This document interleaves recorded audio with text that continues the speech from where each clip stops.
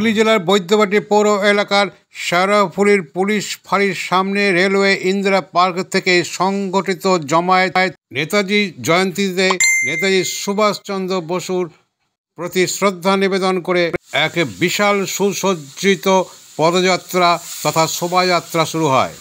পরিচালনায় নেতাজি সুভাষ সংহতি মঞ্চ এবং বিশ্ববন্ধু সোসাইটি। বিভিন্ন স্বেচ্ছাসেবী সংগঠনদের নিয়ে এই নেতাজি সুভাষ বসু সংহতি মঞ্চ করা হয়েছে। শোভাযাত্রা শেষ হয় ৮ নম্বর ওয়ার্ড বৈদ্যবাটি পৌর এলাকার শেওড়াফুলির সোনালী পার্কের হেডকোয়ার্টারে।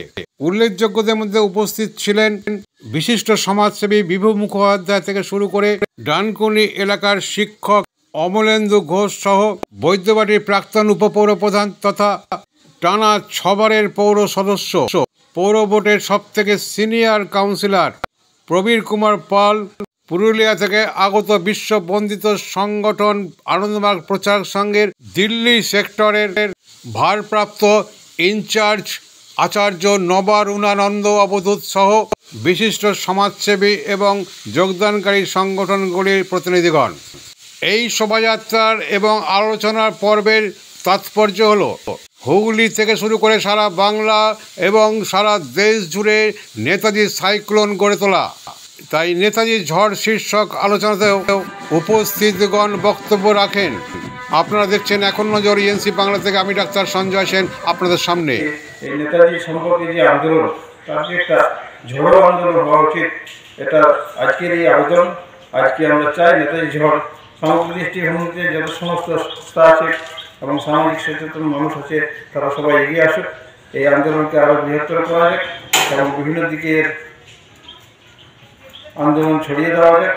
বিভিন্নভাবে আমরা ছেলে মেয়ে যারা আসছে তাদেরকে বিভিন্নভাবে পার্টিসিপেট করিয়ে নেতাজির যে অবদান ছিল, আজকে জাতির থাকতে গেলে যে একটা বৃহত্তর আশা এবং আদর্শ দরকার, সেই যে সমৃদ্ধ ব্যক্তি নেতাজি ছিলেন সর্বীপ্রিয়।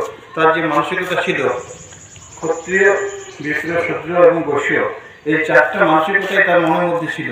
তাই তিনি যখন সংগ্রামে নেমেছিলেন কারো কাছ থেকে কোনো কিছু নেননি, কিন্তু বিপদের দিনে যখন দেখলেন যে তার দরকার, তখন তার নিজের মালাটাকেও তিনি বিলিয়ে দিয়েছিলেন নিলাম করে, যাতে কিছু পয়সা করে পায় এবং সেইটা নিয়ে দেশের কাজে তিনি লাগান। তাই একটা মানসিকতার লোক প্রত্যেকেরই আমাদের মানসিকতা আছে, সেটা সকাল থেকে সন্ধ্যা রাত্রি পর্যন্ত আমাদের ঘূর্ণন হয়।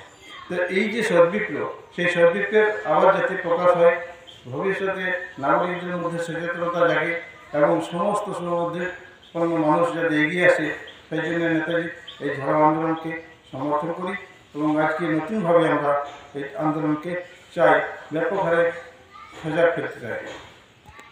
ঠিক আছে। নেতাজি সুভাষচন্দ্র বসু সংহতি যে মঞ্চ, তার মাধ্যমে যে চেষ্টা বহুদিন ধরে করে আসছে, আজকে আমার পূর্ববর্তী বক্তা যেটা বলছিলেন যে তখনকার যারা বিপ্লবী ছিলেন শুধু ভারত মাতৃকার সম্মানের রক্ষার জন্য, ভারত মাতৃকাকে ইংরেজের কবল থেকে মুক্ত করার জন্য তাদের যে জীবনের মায়া ত্যাগ করে যে লড়াই, আজকে তারাও তো পারতেন ইংরেজদের সঙ্গে হাত মিলিয়ে সুখে থাকতে, তারাও তো পারতেন আজকে নিজের পরিবার নিয়ে ভালোভাবে বাঁচতে, কিন্তু তারা চাননি আমাদের ঘরে যেমন আমাদের বাবা মা আছে তাদের সম্মানটা আমাদের কাছে বড়। তারাও চাইতেন আজকে যে ভারত মাতৃকার অসম্মানে ইংরেজরা করছে, যেভাবে ভারতবর্ষের মানুষের অত্যাচার, নিপীড়িত, তাদের যে যন্ত্রণা, সেটা ইংরেজদের দ্বারা আজকে প্রতিদিন ঘটছে, তার কবল থেকে মুক্ত করতে হবে। সদস্য হন এবং সেই সদস্যের মাধ্যমে আমরা আসুন না শুধু সম্মান দেওয়া নয়, সম্মান নেওয়া এবং দেওয়া নেওয়ার মাধ্যমে নেতাজিকে নিয়ে এগোই। আমাদের একটাই উদ্দেশ্য, নেতাজি সুভাষচন্দ্র। তাই আমাদের রাষ্ট্রের প্রধান আজাদ হিন্দ বাহিনী করেছিলেন, যেখানে তার সাংবিধানিক বাহিনীর সঙ্গে ছিলেন ক্যাপ্টেন লক্ষ্মী সাইবার। আমরা সবাই জানি তিনি প্রয়াত 5 বছর আগে। সুভাষ বসু আমাদের রাষ্ট্রে, তাই আজকে যে সঞ্জয় বাবু সুভাষ বোসের ওপর যে কর্মসূচি, এটাতে আমরা সবাই সামিল হয়েছি। আপনারা সবাই এটাকে আরো সমৃদ্ধ করতে হবে, আমাদের দায়িত্ব কর্তব্য।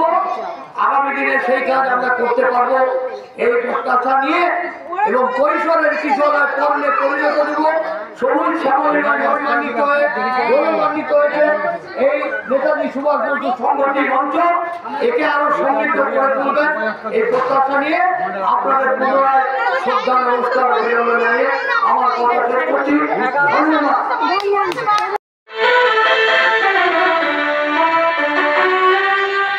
কত থাকবে?